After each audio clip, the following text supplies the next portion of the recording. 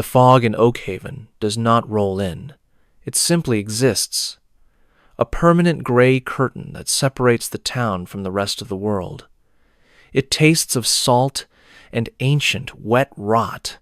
It clings to the wool of my coat and the damp stone of the buildings. My name is Elias Thorne.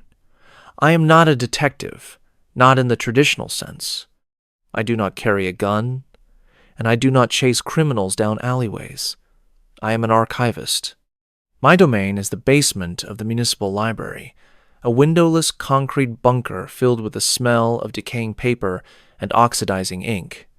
I deal in the past. I ensure that the history of this dying seaside town is cataloged, filed, and forgotten in the correct order. It was a Tuesday in November when the silence of my life was broken. The request came from the town council. They were looking for funding, some federal grant, to rehabilitate the collapsing pier. To qualify, they needed verified population data from 20 years ago to prove historical residency trends. It was a mundane task. I had to cross-reference the 2005 census with the municipal tax records of the same year. It should have taken me 2 days. It has now consumed my life. I started with the street registry for the lower quarter. That is the area closest to the water, where the houses lean precariously against the wind, their paint stripped away by decades of sea spray. In 2005, according to the official census, the lower quarter was thriving. There were families listed at every address. I remember running my finger down the ledger, the paper coarse against my skin. Address: 14 Black Pebble Lane. Resident: Arthur Vance. Occupation: machinist. Dependents: wife, 2 children. I paused. I have lived in Oakhaven for 40 years. I walk past Black Pebble Lane every evening on my way home to my small apartment. I know the houses. Number 14 has been a boarded-up shell since the late 90s. The roof collapsed during the storm of 98. No one could have lived there in 2005. I thought it was a clerical error. Archivists are used to errors. A slip of the pen, a tired clerk, a digit transposed. I made a note in my notebook and moved to the next entry. Address: 16 Black Pebble Lane. Resident: Sarah Miller. Occupation: seamstress. Another error. Number 16, burned down in 2001. I remember the smoke. I remember standing on the hill, watching the orange glow suffocate in the fog. It was an empty lot in 2005. It is an empty lot now. My heart began to beat a slow, heavy rhythm against my ribs. I pulled the tax records. If these people lived there, they paid taxes. I opened the heavy, leather-bound volume for the fiscal year 2005. It was pristine. Too pristine. The spine barely cracked when I opened it. I turned to the section for the lower quarter. Paid. Arthur Vance. Paid in full. Sarah Miller. Paid in full. Cash payments. All of them. I sat back in my chair, the hum of the dehumidifier suddenly sounding very loud in the cramped room. I looked at the list of names. There were dozens of them. Families, single men, widows. According to these papers, the lower quarter was bustling with 300 souls in 2005. But I knew the truth. I knew that by 2005, the lower quarter was already a ghost town, abandoned to the rats and the rising tides. Someone had created people. Someone had invented a population. I spent the next 3 hours cross-referencing. I checked birth certificates. Nothing. I checked death certificates. Nothing. Arthur Vance did not exist before 2004, and he ceased to exist after 2008. Sarah Miller appeared from the ether and vanished back into it. These were not simply names on a page. These were carefully constructed lies. And they were not just names. They had occupations. They had histories listed in the census notes. Arthur Vance was listed as a machinist who worked at the old cannery. The cannery closed in 1995. I felt a cold prickle on the back of my neck. This was not tax fraud. You invent expenses to lower taxes. You do not invent people to pay them. Paying taxes for ghosts costs money. Why would someone pay the council tax for 300 non-existent people? I left the library late that night. The fog was thicker than usual, swirling around the street lamps like milk and water. I walked towards the lower quarter. I needed to see it. I needed to stand in front of number 14 Black Pebble Lane and reconcile the reality of the rotting wood with the fiction in the ledger. The streets were empty. Oakhaven is a quiet town, populated mostly by the elderly and those too poor to leave. My footsteps echoed on the wet cobblestones. I reached Black Pebble Lane. The wind coming off the sea was bitter. I stood before number 14. It was exactly as I remembered. A skeleton of a house. The front door was gone, replaced by a sheet of warped plywood. The windows were jagged maws of broken glass. I took a flashlight from my pocket and shone it at the facade. The beam caught the peeling paint, the rot, the absolute desolation. "Arthur Vance!" I whispered to the dark. "Where are you?" There was no answer, only the sound of the waves crashing against the seawall. But then my light caught something. Pinned to the plywood covering the door was a small, rusted metal bracket. The kind used to hold a flower box. It looked newer than the wood. Not new, but not 40 years old. And on the ground, half buried in the mud and wet leaves, was a plastic toy soldier. I knelt down. My knees sank into the cold mire. I picked up the toy. It was green, molded plastic, a generic army man. It was faded, but not brittle. It hadn't been there since the 90s. It had been dropped maybe 10, 15 years ago. I stood up, wiping the mud from the toy. I looked down the street, row after row of dark, silent houses. According to the ledger, this street was full of life 20 years ago. According to my eyes, it had been dead for 30, but the toy felt real in my hand, and the taxes had been paid. I realized then that I was asking the wrong question. I was asking times if times they existed. The real question was, asterisk, who times were the people living in these ruins under fake names, and where did they go? I turned back towards the town, clutching the plastic soldier in my pocket. I felt watched. The windows of the abandoned houses looked like eyes. I walked faster. I needed to talk to the one man who would know, the man who delivered the mail. The next morning, the rain was a relentless drum against the library windows. I called in sick. It was the first time in 12 years. I sat in my small kitchen, drinking black coffee, staring at the toy soldier on my table.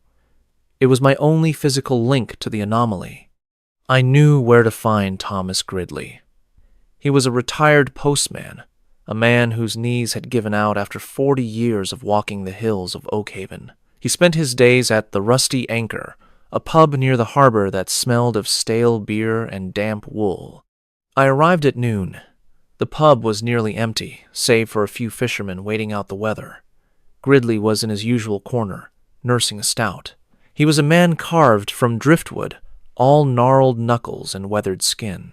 "Elias," he grunted as I approached. "You're out of your cave. Library burned down?" "Not yet," I said, sliding onto the bench opposite him.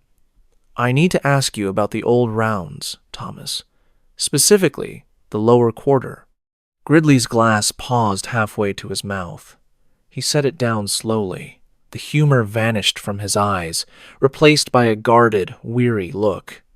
"Nobody lives down there, Elias. You know that. Haven't for years." "I know," I said, "but in 2005, you were still walking that route, before they consolidated the delivery zones." He stared at his hands. "So?" "I found records, Thomas. Tax records. Census data. They say 300 people lived in the lower quarter in 2005. families, children. I placed the toy soldier on the table between us. Did you deliver mail to number 14 Black Pebble Lane? Gridley looked at the toy. He didn't touch it. He looked sick. He looked around the pub, checking to see if anyone was listening. He leaned in close, his voice dropping to a rasp. I didn't ask questions, he said. That was the rule. What rule? The mail, he whispered. It came in bundles, addressed to Vance, Miller, Kowalski. Names I didn't know. The instructions came from the town hall, direct from the mayor's office. Do not deliver to the door, they said. Leave it in the drop box. What drop box? At the end of the lane, Gridley said. There was a large industrial bin, locked. I had a key. I put the mail in there. Every day. Piles of it. Government letters, pension checks, bank statements, all for people who lived in houses with no roofs. And who collected it? I asked, my blood running cold. Gridley hesitated. He took a long drink. I saw a van once, late afternoon. Black panel van, no markings. 2 men. They emptied the box. They weren't locals. They looked hard. Like military, maybe. Or worse. Did you see people? I pressed. In the houses? Gridley closed his eyes. I saw. Movement. Sometimes. At dusk, you'd see a shadow in a window that shouldn't have glass. You'd smell cooking fires where there were no chimneys. But we were told to stay away. Structurally unsafe, they said. Squatters, they said. He opened his eyes and looked at me with genuine fear. Leave it alone, Elias. Whatever was happening down there, it kept the town afloat. The grants, the subsidies based on population.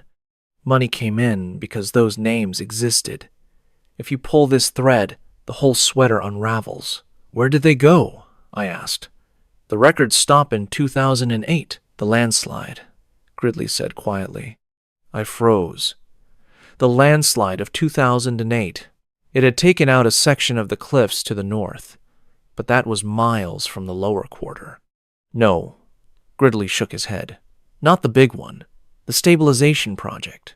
After the '08 census, the council declared the lower quarter a hazard zone. They brought in bulldozers. They filled in the basements. They poured concrete. They said it was to shore up the seawall, but they were burying something, Elias. The mail stopped the day the cement trucks arrived. I left the pub feeling nauseous. The pieces were coming together, but the picture they formed was grotesque. The town council had created a fake population to defraud the government. That was the bureaucratic crime. But Gridley had seen movement. He had smelled fires. The people weren't fake.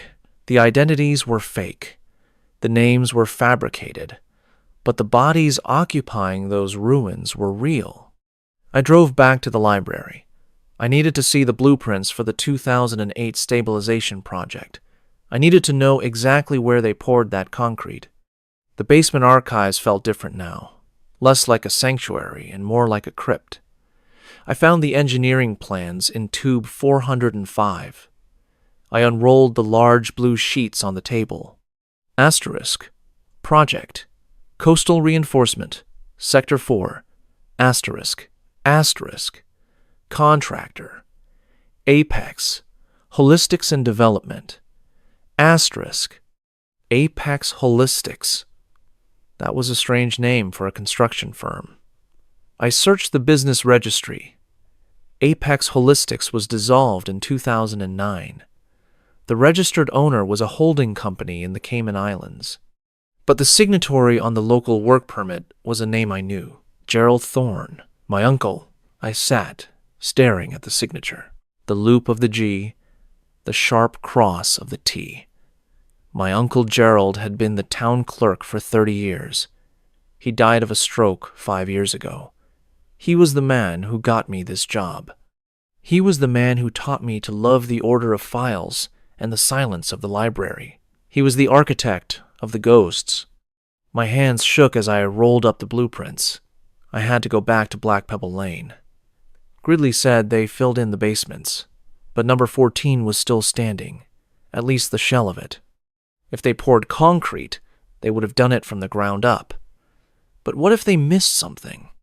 I waited until nightfall. The fog was a living thing tonight, pressing against the windshield of my car. I parked a mile away and walked. I brought a crowbar and a heavy flashlight. The silence of the lower quarter was heavy, expectant. I reached number 14. The plywood covering the door was damp and slick. I wedged the crowbar behind it. The wood groaned, a sound like a dying animal, and popped free. I stepped inside. The smell hit me instantly. Not just rot and seawater, but something else. Old, stale habitation. The smell of a place where too many people had breathed the same air for too long. I shone my light around. The floorboards were gone, revealing the earth beneath. But in the corner, where the staircase used to be, there was a trap door. It wasn't wood. It was steel. Heavy, industrial steel, painted black to match the shadows. It wasn't on the blueprints. I pulled the handle. It was rusted, but it moved. The hinges shrieked. A draft of cold, stagnant air rushed up to meet me. Steps led down. Concrete steps. I descended. The space beneath number 14 was not a basement. It was a corridor. The beam of my flashlight cut through the dusty air, revealing a long, narrow hallway lined with concrete. It ran parallel to the street above, connecting the basements of the row houses. This was not old construction. The concrete was relatively smooth. The wiring strung along the ceiling was modern, dating to the late 90s or early 2000s. My God, I whispered. It was a warren, a subterranean dormitory. I walked slowly, my footsteps muffled by a layer of thick, grime-encrusted carpet that had been laid over the concrete. On either side of the hallway were doors. I pushed the first one open. It was a cell. No, a room. A small, windowless room. There was a metal cot frame bolted to the floor. A thin, rotted mattress lay curled in the corner. There was a bucket, a shelf. On the shelf, a stack of magazines. I stepped closer. Asterisk. Reader's Digest asterisk. Dated June 2004. I moved to the next room. Same setup. Cot, bucket, shelf. But on the wall of this one, someone had scratched marks into the plaster. A calendar. Days crossed off in groups of 7. And a name scratched over and over again. Asterisk, Maria, asterisk. I realized then what I was standing in. It wasn't just a fraud. It was a holding facility. I continued down the hall. The air grew heavier, harder to breathe. I found a larger room at the end of the corridor. It looked like a communal area. A long table, overturned chairs, and a whiteboard on the wall.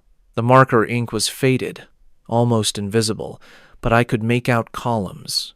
Asterisk, name assigned, origin, status, asterisk, asterisk, Vance, Arthur, Metro Shelter, processed asterisk, asterisk, Miller, Sarah, Street, Jude's, processed, asterisk, asterisk, Kowalski, J, HWY 9, pending, asterisk. My uncle's handwriting. I knew it as well as my own. The truth washed over me, cold and horrific. The town needed a population count to get the federal grants. But you can't just invent names. You need bodies to sign forms, to show up if there's a surprise inspection, to cash the checks, to cycle the money back into the town accounts. So they imported them.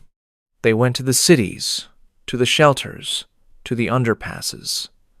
They found the lost, the homeless, the addicted, the people no one was looking for. They brought them here. They gave them a roof, a concrete hole under a ruined house. They gave them food, and in exchange, they gave them new names. Arthur Vance wasn't a machinist. He was a drifter who was told he'd have a fresh start. Sarah Miller wasn't a seamstress. She was a runaway. They were kept here, hidden in the fog, living ghosts. But the chart said processed. What does processed mean? I heard a sound, a scrape of metal on stone. I froze. I turned off my flashlight. The darkness was absolute. I held my breath, my heart hammering against my ribs like a trapped bird. Steps. Slow, deliberate steps coming from the entrance of the tunnel. I wasn't alone. I backed away, feeling the wall behind me. I remembered the blueprints. Sector 4. Stabilization. If this tunnel connected the houses, it had to lead somewhere else. I felt along the wall. A door? A breach? My hand hit a cold metal pipe. I followed it. It went through a rough hole in the brickwork at the far end of the common room. I squeezed through. I was in the sewers now. The old Victorian storm drains that ran beneath the town. The smell was overpowering, but I pushed on, guided by the faint gray light filtering down from a storm grate far ahead. I scrambled up a rusted ladder and pushed against the grate. It was heavy, but adrenaline gave me strength. I emerged into the night air, gasping. I was on the edge of the industrial park, near the old incinerator. I sat on the wet grass, shaking. I had the evidence. I had seen the rooms. I had seen the ledger on the whiteboard. But who was walking in the tunnel? I stood up. I needed to go to the police. But who was the chief of police? Chief Evans. He was the son of the mayor who served during the revival years. He was part of the legacy. If my uncle was involved, the whole council was involved. The police were likely the ones who drove the black van Gridley saw. I couldn't trust anyone in Oakhaven. I ran to my car. I needed to get to the county seat, to the FBI, to anyone outside this cursed fog. I drove fast, the headlights cutting through the mist. I reached the edge of town, where the road curves up the cliffs. And then I saw them. Blue lights. A roadblock. 2 cruisers were parked across the road. Figures stood in the rain, wearing slickers. They weren't checking licenses. They were waiting. They knew. I slammed on the brakes and spun the car around. Tires screeched on the wet asphalt. I saw the lights flare in my rearview mirror. They were following. I couldn't leave town. They had the exits blocked. I had to hide. I had to go to the one place they wouldn't look for a man who knew the secrets of the dead. I drove back towards the archives. I abandoned the car 2 streets away from the library. I kept to the shadows, moving through the alleyways I had known since childhood. The town felt different now. It wasn't sleepy. It was comatose, hiding a malignant tumor. Every darkened window felt like a threat. I reached the library service entrance. I had the key. I slipped inside and locked it behind me. The silence of the basement was usually comforting. Now it was a trap. I went to the server room. I needed to digitize everything. I needed to upload the scans of the tax records, the census discrepancies, and the photos I had taken on my phone of the tunnel and the whiteboard. I sat at the terminal, my fingers flying across the keyboard. Asterisk. Upload to cloud storage. Asterisk. Asterisk. Email to State Attorney General. Asterisk. Asterisk. Email to the Times. Asterisk. The progress bar crawled. 10%. 20%. The internet connection in the basement was slow. The storm outside was interfering with the signal. Asterisk. Bang. Asterisk. A noise from upstairs. The front doors. Someone was breaking in. I looked at the screen. 45%. I heard heavy boots on the marble floor of the lobby. They weren't being quiet anymore. "Elias," a voice boomed. It was Chief Evans. "We know you're in there, Elias. Don't make this difficult." I didn't answer. I watched the progress bar. 60%. I grabbed the external hard drive. I initiated a backup copy. "Elias, listen to me," Evans shouted. His voice echoed down the stairwell. "You don't understand the whole picture. You think we're monsters. We saved this town. You killed them, I screamed back, my voice cracking. You killed those people. Silence. Then, slower footsteps descending the stairs. They didn't exist, Elias, Evans said, his voice calmer, closer. They were ghosts before they got here. Nobody missed them. Nobody looked for them. We gave them a purpose. We gave them a home for a while. And when the auditors came, when we had to show that the population was stable, you processed them, I spat. We relocated them, Evans lied. I could hear the lie in the air. Mostly. 85%. I looked around the room. There was no other exit. The basement was a dead end. Open the door, Elias. Gerald wouldn't want this. He tried to protect you from it. That's why he put you down here among the papers. He thought you'd be happy just organizing the past. He made me an accomplice, I whispered. 95%. The door handle to the archive room rattled, then a heavy thud. They were using a RAM. Asterisk. Upload complete. Asterisk. I pulled the hard drive. I smashed the computer tower over the floor, shattering the internal components. Not to destroy the data, but to force them to look for it, to buy time. The door splintered. I stood in the center of the aisle, surrounded by the smell of dust and old secrets. I held the hard drive against my chest. The door burst open. Chief Evans stood there, his rain slicker dripping. He had a gun drawn. Behind him were 2 deputies. They looked young, terrified. It's gone, I said. The data. It's in the cloud. It's at the Attorney General's office. It's at the newspapers. Evans lowered the gun slightly. His face went pale. He wasn't a monster in that moment. He was a desperate man watching his world end. Do you have any idea what you've done?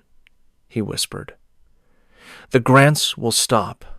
The state will seize the municipal accounts, the pension fund. It's all tied to those numbers. You just bankrupted your own town, Elias. You just starved your neighbors. I stopped a murder factory, I said, my voice steady for the first time. Evans looked at me with a mix of pity and hatred. Murder is a strong word, Elias. Necessary attrition. We did what we had to do to survive. The world forgot Oakhaven. We just reminded them we were here. He holstered his gun. He looked at his deputies. Arrest him. Trespassing. Destruction of government property. It won't stick, I said. It doesn't have to, Evans said, turning away. It just has to hold you until the fog lifts. They held me in the county jail for 3 days. The fog never lifted, but the emails had gone through. On the 4th day, the state police arrived. Then the FBI. They didn't come for me. They came for the records. They raided the town hall. They broke the concrete seals on the lower quarter. I was released a week later. The charges were dropped. I walked out of the station into a bright, cold morning. The fog was gone, burned away by a rare winter sun. I didn't go back to the library. It was a crime scene now. I walked to the cliffs. The town was crawling with news vans. The ghost census, they called it. The Oakhaven horror. They found the remains. Not all of them, but enough. They found them in the old septic tanks of the abandoned cannery. The processed. I stood looking out at the gray ocean. I thought about Arthur Vance, the real one. The man who sat in a concrete room under a ruined house, reading a Times Reader's Digest asterisk, waiting for a life that was promised but never delivered. Gridley was right. The town collapsed. The funding was frozen instantly. The council was indicted. Evans is looking at life in prison. My uncle's name is Mud. His grave defaced. Oakhaven is dying for real this time. The shops are closing. The elderly are being moved to state homes. The silence is returning. But it is a different kind of silence. It is the silence of a tomb that has finally been sealed. I am leaving tomorrow. I packed my things. I only kept one souvenir from my time as the archivist of Oakhaven, the plastic toy soldier. I keep it in my pocket, a reminder that history isn't just what is written in the ledgers. History is what is hidden in the gaps between the lines. It is the breath held in the dark. It is the people who don't exist until someone bothers to turn on the light. I get in my car. I turn the key. I drive away from the coast, watching the sea disappear in the rearview mirror. I don't look back at the town. There is nothing there but ghosts, and I am done with ghosts. I drive inland, towards the noise, towards the crowds, towards places where people are too loud to be ignored. I will find a job in a city, maybe a library, maybe not. But I know one thing. I will never look at a census form the same way again. I will always wonder about the names. I will always wonder if they are people, or if they are just ink on paper holding up the roof of a rotting world. The road stretches out before me. The sun is bright, but in the corner of my eye, I can still see the fog. It follows me. It always will.